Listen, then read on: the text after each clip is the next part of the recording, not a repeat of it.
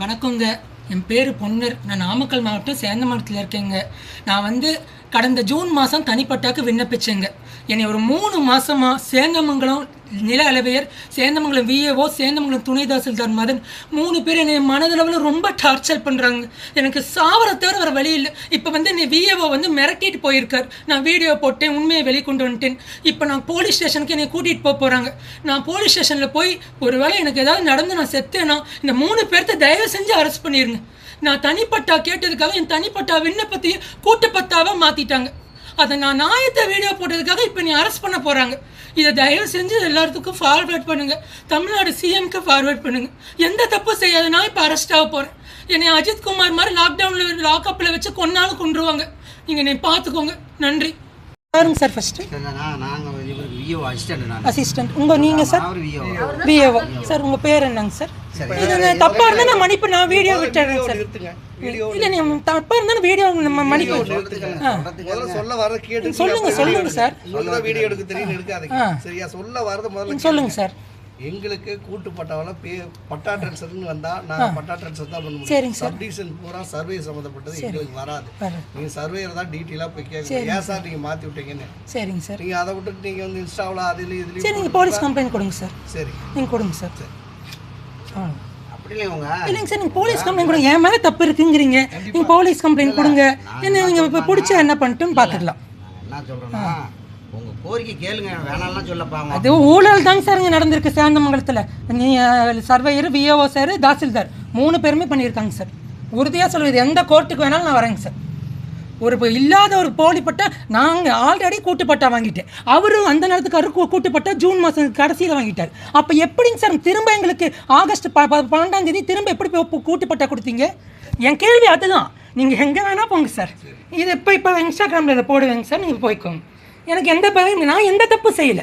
ஏன்னா தப்பு செஞ்சது நீங்கள் 3 பேரும். ஆமாம். சரி, நீங்கள் போங்க சார். ஸ்டேஷனில் போய் கம்ப்ளைண்ட் பண்ணுங்க சார்.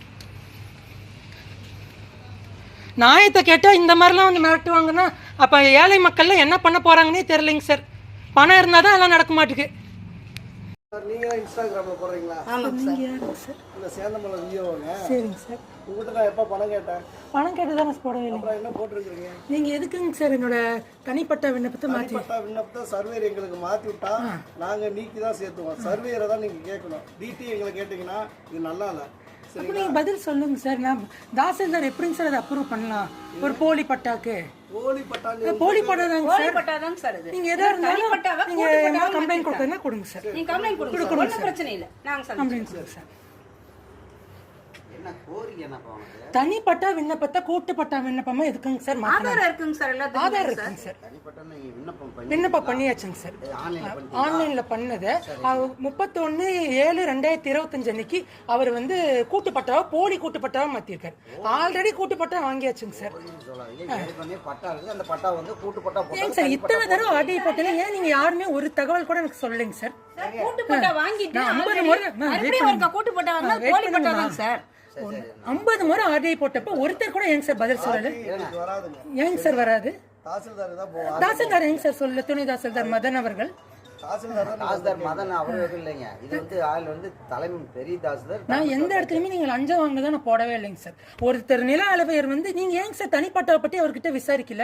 நான் உங்களுக்கு சரிங்க சார் ஒரே ஒரு கேள்வி கேட்கறேன். தனிப்பட்டா அளக்க வர அன்னைக்கு விஏஓ வருவாரா இல்லையா? வரமாட்டார். அப்ப இதை அப்படியே நீங்க சொல்றீங்களாங்க சார்? வீடியோவை நான் போட்டா நீங்க சொல்லுங்க சார். உங்க பேர் சொல்லி நீங்க சொல்லுங்க.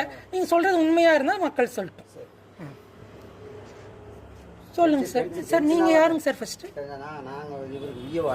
அசிஸ்டன்ட். நீங்க சார் விஏஓ சார். உங்க பேர் என்னங்க சார்? இது தப்பா இருந்தா நான் மன்னிப்பு, நான் வீடியோ விட்டுறேன் சார்.